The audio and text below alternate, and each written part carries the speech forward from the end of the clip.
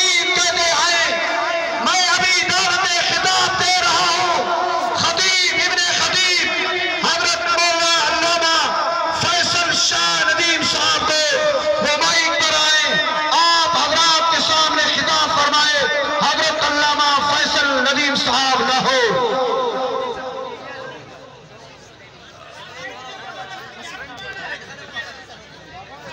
سبولا کو جیوارا چھائے جنیٹی میں تیل لگا بہت اب مہربانی کر مہمان آئیں جلسوں سے جو خراب تو دکھا رہے ہیں اور کاری سن لگا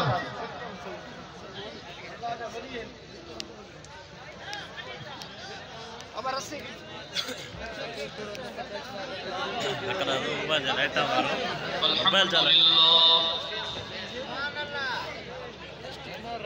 الحمدللہ حمدا کثیرا کما امر ونشهد ان لا اله الا الله وحده لا شريك له في الخلق والامر ارغاما لمن جحد به وكفر ونشهد ان سيدنا وسندنا ومولانا محمدا عبده ورسوله اعوذ بالله من الشيطان الرجيم بسم الله الرحمن الرحيم ما كان محمد أبا أحد من رجالكم ولكن رسول الله وخاتم النبيين وكان الله بكل شيء عليما صدق الله مولانا العظيم وقال رسول الله صلى الله عليه وسلم من يرد الله به خيرا يفقهه في الدين وصدق رسوله النبي الأمي الكريم ونحن على ذلك لمن الشاهدين والشاكرين والحمد لله رب العالمين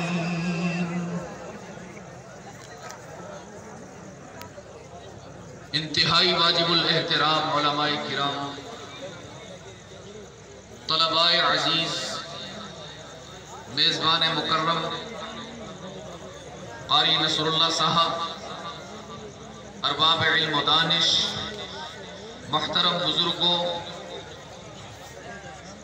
عزیز دوستو آج 15 فروری 2021 ہم یہاں اوسطا محمد بلوچستان پاکستان میں سالانہ عظمت محمد مصطفیٰ صلی اللہ علیہ وسلم کے عنوان سے معنون اس مبارک تقریب میں مختصر سے وقت کے لیے دعوت اور تبلیغ کی نسبت سے جمع ہیں مجھ سے پہلے مجھ سے بہت بہتر علماء کرام آپ کے سامنے انتہائی قیمتی ارشادات فرما چکے ہیں اور میرے بعد بھی انشاءاللہ العزیز آپ کے سامنے جید علماء کرام اپنا درد دل بیان فرمائیں گے میں طویل سفر سے ہو کر آیا ہوں اور ابھی یہاں سے مجھے کراچی کے لیے نکلنا ہے اپنی گفتگو شروع کرنے سے پہلے میں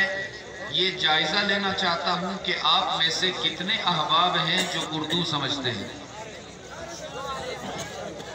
ارے واہ اچھی طرح سمجھتے ہیں بہت تھوڑا سا وقت ہوگا آپ کا اور ساری توجہ آپ مجھے عنایت فرمائیں گے تو بہت فائدہ ہوگا انشاءاللہ جو احباب کھڑے ہوئے ہیں آپ تشریف رکھیں گے تاکہ باقی مجمع بھی ڈسٹرب نہ بہت تھوڑا سا وقت ہے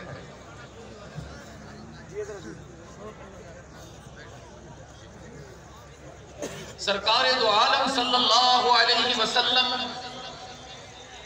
بنی نوع انسان کی تعمیر کے لیے دنیا میں تشریف لائے ہیں کچھ لوگ لوہے کو قیمتی بناتے ہیں کچھ لوگ لکڑی کو قیمتی بناتے ہیں کچھ لوگ مٹی کو قیمتی بناتے ہیں، محمد نے انسان کو قیمتی بنایا ہے۔ یہ لوہے کا راڈ دیکھتے ہیں تو لوہار سمجھ میں آتا ہے، لکڑی کی میز دیکھتے ہیں تو ترکھان سمجھ میں آتا ہے، لہلہاتی ہوئی فصلوں کو دیکھتے ہیں تو کسان سمجھ میں آتا ہے، مسجد کی عمارت کو دیکھتے ہیں تو مستری سمجھ میں آتا ہے۔ میں اپنی نظر کو کیا کروں، جب ابو بکر و عمر کو دیکھتا ہوں محمد سمجھ میں آتا ہے۔ رحمت عالم انسان کو قیمتی بنانے کے لیے دنیا میں تشریف لائے، یہ اللہ کا سب سے بڑا احسان بن کر آئے۔ یوں تو ساری کائنات اللہ کے احسانات سے معمور ہے، جدھر دیکھیں اس کی رحمتیں، اس کے انعامات بکھرے ہوئے نظر آتے ہیں۔ خود حق تعالیٰ نے قرآن کریم میں دعوت فکر دی ہے کہ میرے انعامات کو دیکھو گے تو میرا شکر کرنے کی توفیق ہوگی۔ فرمایا أَلَمْ نَجْعَلِ الْأَرْضَ مِهَادًا أَلَمْ نَجْعَلِ الْأَرْضَ مِهَادًا وَالْجِبَالَ أَوْتَادًا وَخَلَقْنَاكُمْ أَزْوَاجًا وَجَعَلْنَا نَوْمَكُمْ سُبَاتًا۔ زمین کو دیکھو نا کیسی بنائی تمہارے رب نے۔ اس زمین میں مٹی میں کپڑے کو دفن کرو خراب ہو جاتا ہے، لوہے کو دفن کرو خراب ہو جاتا ہے، لکڑی کو دفن کرو گل جاتی ہے، میت کو دفن کرو سڑ جاتی ہے۔ رب العالمین نے فرمایا کبھی غور کرو نا، یہ زمین ساری چیزوں کو خراب کرتی ہے، لیکن جب تم اسی زمین میں دانا ڈالتے ہو دانا خراب نہیں ہوتا، گلزار بنتا ہے۔ فرمایا أَلَمْ نَجْعَلِ الْأَرْضَ مِهَادًا وَالْجِبَالَ أَوْتَادًا وَخَلَقْنَاكُمْ أَزْوَاجًا وَجَعَلْنَا نَوْمَكُمْ سُبَاتًا۔ کبھی رات کے اندھیرے میں غور کرو نا، تم سارا دن محنت مزدوری کرتے ہو، مشقت کرتے ہو، دفتروں میں مزدوری کرتے ہو، کھیتوں میں ہل چلاتے ہو، سارے دن کی مشقت کے بعد جب تھک کر اپنے گھر آتے ہو تو ماں کی گود میں بھی وہ سکون نہیں ہوتا جو اللہ رات کی نیند میں سکون عطا کرتا ہے۔ فرمایا أَرَأَيْتُمْ إِن جَعَلَ اللَّهُ عَلَيْكُمُ اللَّيْلَ سَرْمَدًا إِلَى يَوْمِ الْقِيَامَةِ مَنْ إِلَٰهٌ غَيْرُ اللَّهِ يَأْتِيكُمْ بِضِيَاءٍ۔ یہ جو رات ہے یہ کس کا انعام ہے؟ نا میرے عزیز، جتنا وہ عظیم ہے آواز بھی اتنی عظمت سے آنی چاہیے۔ رات کا اندھیرا کس کا انعام ہے؟ صبح کا سویرا کس کا انعام؟ زمین کا قالین کس کا انعام؟ آسمان کی چھت کس کا انعام؟ سورج کا اجالا کس کا انعام؟ صبح کا سویرا کس کا انعام؟ رب نے فرمایا اَنَّا صَبَبْنَا الْمَاءَ صَبًّا۔ کبھی غور کرو نا، آسمان پر کوئی ٹنکی نظر نہیں آتی، پھر بھی جب تمہیں ضرورت ہوتی ہے تمہارا رب ہی ہے نا جو آسمان سے پانی کو قطرہ رحمت بنا کر نازل کرتا ہے۔ یہ سب کس کا انعام ہے؟ اللہ۔ اللہ پورا جواب دے نا، جو میرے ابا نے آپ کو سکھایا ابھی سے آپ نے بھلا دیا۔ ابھی تو بڑا سفر طے کرنا ہے عزیز دوستو، صرف اللہ نہیں کہنا، اللہ ہی کہنا ہے، ہی۔ اس لیے کہ کچھ نادان کہتے ہیں اللہ بھی کرتا ہے، اور محمد سکھا کے گیا ہے کہ اللہ ہی کرتا ہے۔ ساری کائنات اللہ کے انعامات کا گلدستہ ہے عزیز دوستو۔ وقت مختصر ہے، میں اپنے مطلب پر آتا ہوں۔ آسمان کو دیکھیے اللہ کا انعام، زمین کو دیکھیے اللہ کا انعام، سارے انعامات پر حق ہیں۔ لیکن اگر آپ مجھ سے پوچھئے کہ اللہ کا سب سے بڑا انعام کون سا ہے، بڑا کو کیا کہیں گے جی آپ کی زبان میں؟ بڑو۔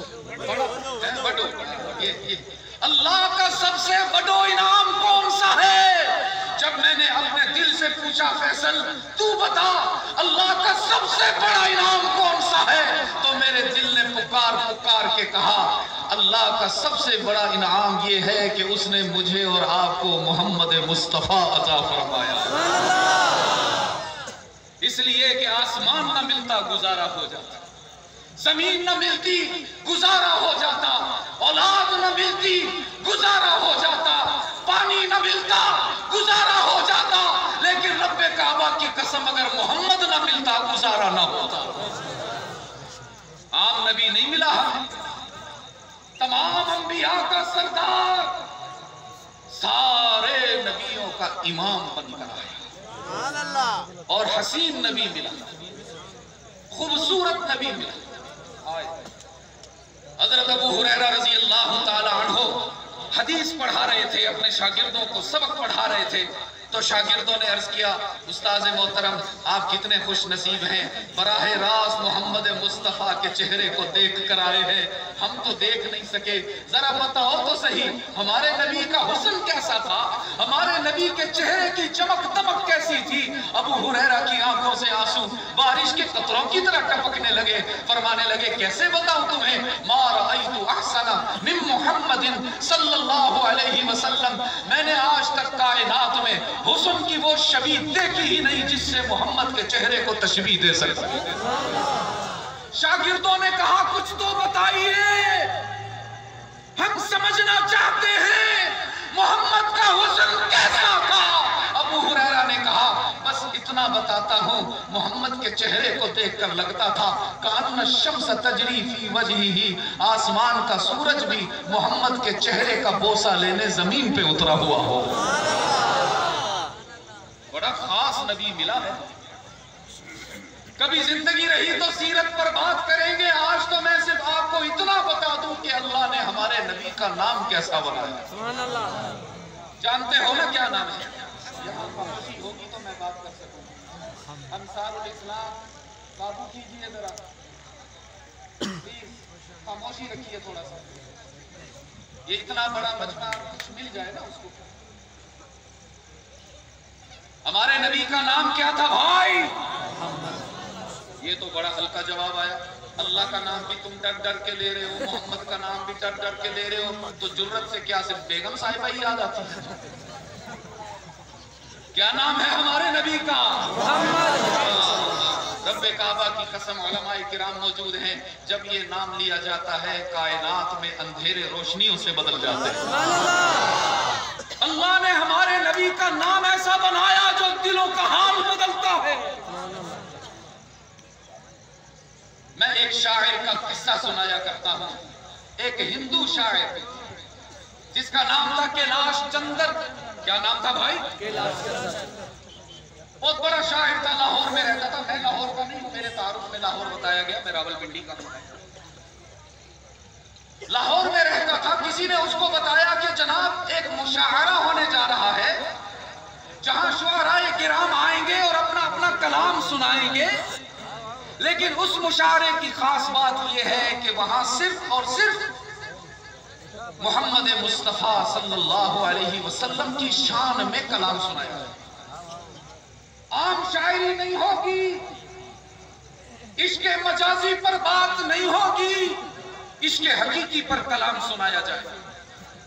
کیلاش نے سوچا شاعر تو میں بھی ہوں، کچھ اشعار کو بنانا، سجانا، سنوارنا، چمکانا مجھے بھی آتا ہے، تو میں چلا جاتا ہوں مسلمانوں کے پاس، ہندو ہوں، ان کے نبی کی شان پڑھوں گا تو میں بھی مشہور ہو جاؤں گا، پھر لوگ مجھے بھی اپنے پاس دعوت دیا کریں۔ یہ شہرت، یہ طلب شہرت بھی بڑی بیماری ہے نا عزیز دوستو، لوگ ولدیت تک تبدیل کر لیتے ہیں مشہور ہونے کے لیے۔ کیا بتائیں ہم آپ، میرے والد فوت ہوئے تو کیسے کیسے بیٹے نکل آئے ہوئے۔ چلا گیا منتظمین کے پاس اور جا کر کہنے لگا محترم اگرچہ آپ مسلمان ہیں میں ہندو،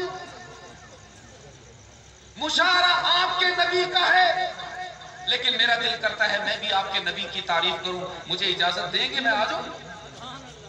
تو اوسطا محمد کے روشن ضمیرو تم بتاؤ، اگر تمہاری محفل میں کوئی ہندو آنے کی اجازت مانگے دے دو گے؟ نہیں سیاسی جواب نہیں دینا، حقیقی جواب ہے.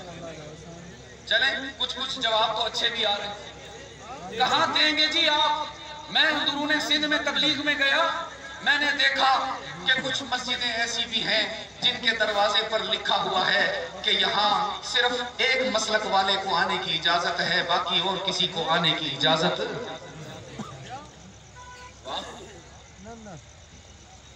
پاک مال سے مسجد بناتے ہیں، خوبصورت ٹائلیں سجاتے ہیں، مہنگے قالین بچھاتے ہیں، خوشبوؤں سے مہکاتے ہیں، رنگ و روغن بھی کرواتے ہیں، اور پھر مسجد کے دروازے پر لکھ دیتے ہیں فلاں مسلک کی مسجد ہے جی، کسی اور کو آنے کی اجازت نہیں. کیوں؟ تمہیں کس نے مسجد کا ٹھیکیدار بنایا؟ تم کون ہوتے ہو کلمہ گو کو مسجد میں داخل ہونے سے روکنے والے؟ آؤ دیکھو قرآن کیا کہتا ہے. قرآن کریم میں حق تعالیٰ نے فرمایا وَأَنَّ الْمَسَاجِدَ لِلَّهِ، کسی مسلک کی کوئی مسجد نہیں، کسی چودھری کی کوئی مسجد نہیں، کسی فرقے کی کوئی مسجد نہیں، ساری مسجدیں کس کی ہیں؟ لیکن وہ جو مشاعرے کے منتظم تھے وہ ہماری طرح تنگ ظرف نہ تھے، کم نظر نہ تھے. وہ کہنے لگے محترم کے لاش، آپ ہندو ہیں تو کیا ہوا؟ آپ ہندو ہیں تو کیا ہوا؟ ہمارا نبی صرف مسلمانوں کا نبی نہیں تھا، وہ تو ما ارسلناک الا رحمتا للعالمین تھا. وہ جیسے ہمارا نبی ہے تمہارا بھی نبی ہے. آپ تو ہم سے اجازت مانگنے آئے ہو، ہم آپ کو مہمان خصوصی بنا کر دعوت دے رہے ہیں. اب وہ چلا گیا اپنے گھر، جا کر اس نے کچھ اشعار گھسیٹے، کچھ کاغذ پر لکھے، اور ادھر منتظمین نے اعلان کر دیا کہ جہاں دیگر شعراء تشریف لائیں گے وہاں ایک ہندو شاعر بھی کلام سنائے گا. مسلمانوں کو بڑا تجسس ہوا کہ ہندو اور نبی کی تعریف کر. چنانچہ مقررہ دن پر کھچا کھچ ہال بھر گیا، مجمع تا حد نگاہ موجود ہو گیا، پہنچ گیا.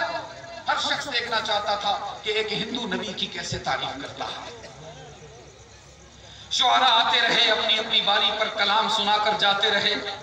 اتنے میں نام پکارا گیا کہ اب مشاعرے کے مہمان خصوصی کیلاش چندر جو مذہباً ہندو ہیں وہ آ کر محمد مصطفیٰ کی تعریف فرمائی.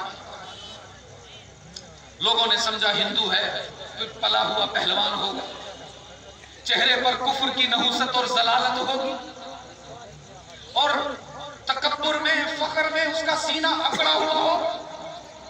لیکن جب اس کا نام پکارا گیا تو لوگوں نے دیکھا پہلوان نہیں ہے، ایک کمزور سا نوجوان ہے، اور اس کے چہرے پر کفر کی نحوست نہیں ہے، محمد مصطفیٰ کی سنت کا نور چمک رہا. وہ متکبر ہو کر سٹیج کی طرف نہیں آیا، لرزتے قدموں کے ساتھ آیا، جھکے ہوئے سر کے ساتھ آیا، کپ کپاتے بدن کے ساتھ آیا. سٹیج پر آ کر اس نے ایک ہاتھ سے مائک پکڑا، دوسرے ہاتھ سے جیب سے کاغذ نکالا، اور اس نے وہ اشعار سنانے شروع کیے جو ہندو ہو کر بھی اس نے محمد کی تعریف میں سنانے تھے. آپ بھی سننا چاہیں گے؟ تھک تو نہیں گئے؟ نہیں. بھوک لگی ہوئی ہو شاید، میرے ساتھ ساتھ چلیں گے؟ تو میں نے آپ سے سننا ہے، جہاں پر میں سانس لوں گا، وقفہ کروں گا، شعر پورا ہوگا، آپ نے نعرہ لگا دینا ہے صلی اللہ علیہ وسلم. کیا کہیں گے؟ صلی اللہ علیہ وسلم. پھر وہی شرما کے ہاں ایسا کہو کہ آج اسی درود پڑھنے پر اللہ ہماری مغفرت فرمائے. دیکھو اس نے کہاں سے بات شروع کی. کہتا ہے یہ ارض مقدس ہے، مدینہ کی زمین ہے، یہ ارض مقدس ہے، مدینہ کی زمین ہے، جنت بھی یہی، وارث جنت بھی یہی ہے. سبحان اللہ نہیں صلی اللہ علیہ وسلم. دنیا کا عقیدہ ہے اور میرا بھی یقین ہے کہ جو ذات ہے مدینہ میں کہیں اور نہیں ہے. ایک ہندو کو بھی سمجھ میں آ گئی بات، ہر جگہ موجود پیر نہیں ہوتا، ہر جگہ موجود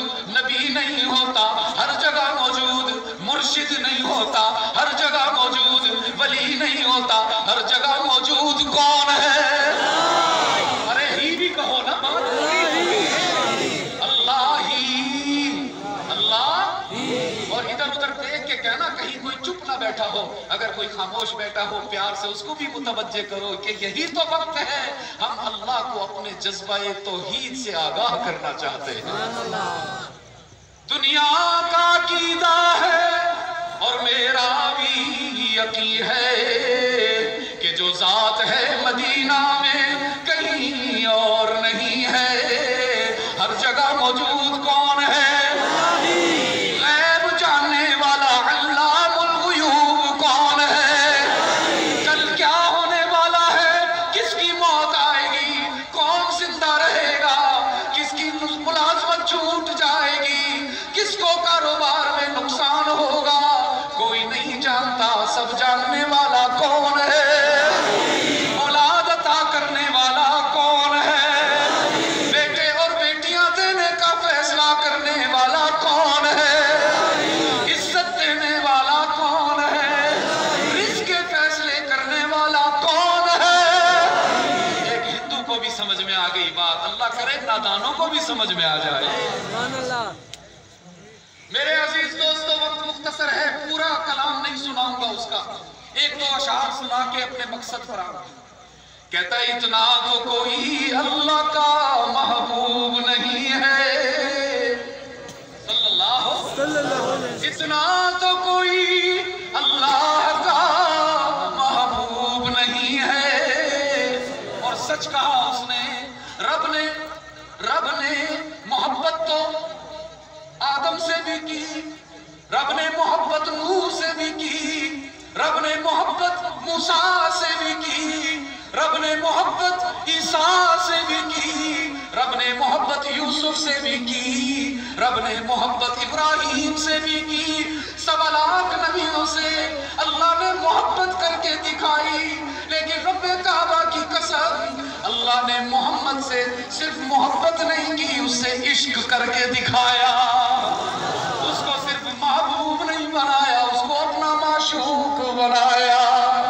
देखो ना, सारी कायनात रब को राजी करने की फिक्र में है। तुम जो यहाँ बैठे हो, घर के आराम को छोड़ कर आए हो, रोटी नहीं खाई, भूखे बैठे हो, किस लिए आए हो कि कौन राजी हो? कौन राजी हो? कौन राजी हो? ये जो उलमा बैठे हैं, सारा साल हदीस पढ़ाते हैं, जमीन पर बैठ बैठ कर इनके जिस्म दर्द से टूट जाते हैं, लेकिन सारी तकलीफें उठाते हैं ताकि कौन राजी हो। और सिर्फ हमारी बात नहीं अजीज दोस्तों, कायनात का सर्रा सर्रा इस कोशिश में है। सूरज की चमक, चांद की दमक, सितारों की झिलमिलाहट, फूलों की महक और सब्जों की लहर, परिंदों का चहचहाना, सुबह का सवेरा, रात का अंधेरा, सब इस कोशिश में है कि कौन राजी हो। और सिर्फ आम मखलूकात की बात नहीं, आदम से लेकर ईसा तक सब इसी कोशिश में है कि कौन राजी हो। रब कह रहा है मेरे महबूब, सारी कायनात अल्लाह को राजी कर रही है। और मेरा ऐलान सुन, वद्दुहा वल्लैलि इज़ा सजा, मा वद्दाअका रब्बुका वमा क़ला, वलल-आखिरतु खैरुल लका मिनल ऊला, वलसौफा युअतीका रब्बुका फतरदा। मेरे महबूब, सारी कायनात अल्लाह को राजी कर रही है और अल्लाह मोहम्मद मुस्तफा को खुश कर रहा है। यही बात के लाश ने समझाई। नाम याद रहेगा शायर का? हिंदू का नाम भूल तो नहीं जाओगे? क्या नाम था? इतना तो कोई अल्लाह का महबूब नहीं है। सूरत भी हसी आपकी, सीरत भी हसी है, सल्लल्लाहु। और अब जोगी साहब भी तशरीफ ले आए हैं, उसका आखिरी शेर आपको सुनाता हूँ, जिसमें आप उसका इकरार सुनेंगे कि उसकी जिंदगी को मोहम्मद के नाम ने ही तब्दील कर दिया। कहता है नाम मोहम्मद से मुझे हुस्न अकीदत جس نے درود پڑھا اللہ اس کو مسجد نبوی کی حاضری عطا فرمائے. آپ ہی پڑھ دو نا. اے نام محمد سے مجھے حسن عقیدت، اب کفر میرا کفر نہیں حاصل دی ہے. کلام مکمل ہو گیا، کاغذ لپیٹ کر جیب میں ڈال لیا، آنکھوں سے آنسو بہ رہے ہیں. کیلاش نے ہاتھ اٹھا لیے، کہنے لگا مسلمانوں تم سب گواہ ہو جاؤ، آج کے بعد میں کیلاش نہیں، آج کے بعد میں محمد کا غلام بن گیا ہوں. اور خود بھی پڑھ رہا ہے، مجمع بھی پڑھ رہا ہے، شعراء بھی پڑھ رہے ہیں. کیا؟ لا الہ الا اللہ، لا الہ. اتنا گھبرا میں تو ہاتھ چلا رہا ہوں، بیج تو جوگی صاحب نے ڈالا. اپنے دل کی ذرا نرمی کو ظاہر کرو، اللہ سے محبت کا اظہار کرو، گھبرا کے نہیں، شرما کے نہیں. یہی تو وہ کلمہ ہے جو تمہارے لیے جنت کا دروازہ کھولے گا. اس کے پڑھنے میں کیا شرم؟ لا الہ الا اللہ، لا الہ الا اللہ، لا الہ. میرے عزیز دوستو، محمد مصطفیٰ صلی اللہ علیہ وسلم اس کائنات میں اللہ کا سب سے بڑا انعام بن کر تشریف لائے، سب سے بڑا احسان بن کر تشریف لائے. اور خوش نصیب انسان ہوتا ہے جو اپنے محسن کے احسان کی قدر کر سکے. اگر تم چاہتے ہو کہ اللہ تمہارے لیے محمد مصطفیٰ کو رحمت بنا کر رکھے، اس کے ذریعے تمہیں عزتیں نصیب ہوں، اس کے ذریعے تمہیں بلندیاں نصیب ہوں، تو صرف ایک کام کرنا ہوگا، وہ نہ کرنا جو دل کہے، وہ نہ کرنا جو رواج کہے، وہ نہ کرنا جو برادری کہے، وہ کرنا جو محمد مصطفیٰ کہے. سب اس کی نیت کرتے ہو بھائی؟